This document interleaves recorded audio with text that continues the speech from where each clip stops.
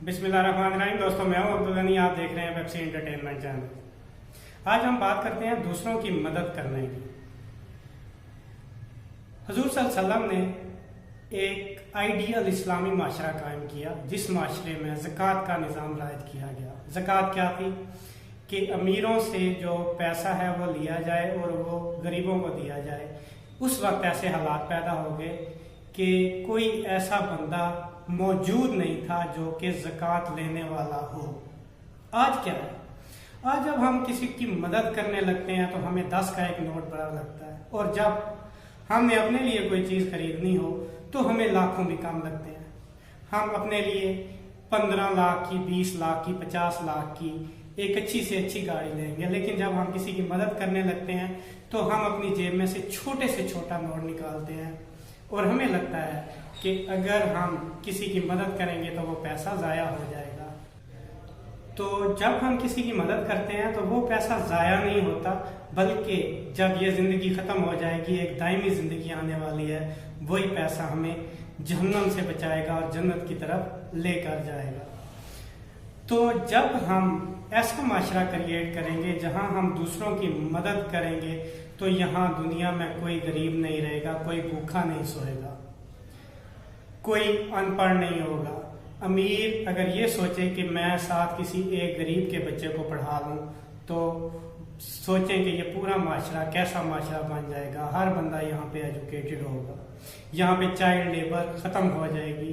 कोई भी ऐसा गरीब बंदा नहीं होगा जिसका बच्चा जो है होटल पे काम कर रहा हो, जिसका बच्चा जो है वो होटल पे रोटियां लगा रहा हो। चाइल्ड लेबर को देख के दिल रोता है, लेकिन हम किसी की मदद करने को तैयार नहीं है।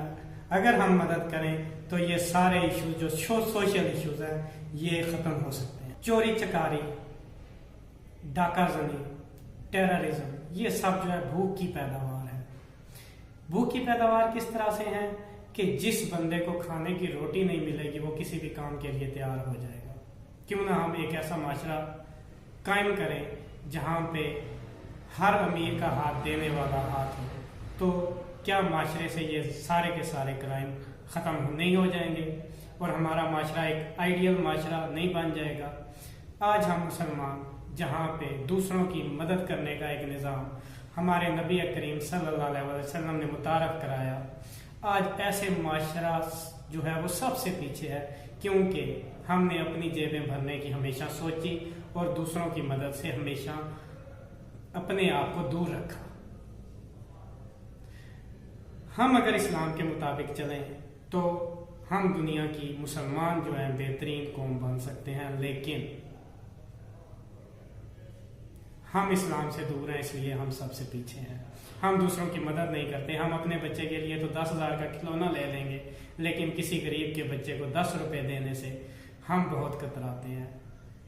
किसी एक गरीब के बच्चे को 10 रुपए देना, हमें ऐसा लगता है कि वो जो है हमारे पैसे ज़ाया हो जाएंगे। जब हम दूसरों की मदद करने लगेंगे तो फिर हमारे माशरे से तमाम क्राइम्स ख़त्म हो जाएंगे और एजुकेशन बढ़ेगी। लेकिन ये बड़ा मुश्किल काम है, इसके लिए दिल बड़ा करना पड़ेगा। मैं कोशिश कर रहा हूँ छोटी सी, आप तक मैं ये मैसेज पहुँचा रहा हूँ।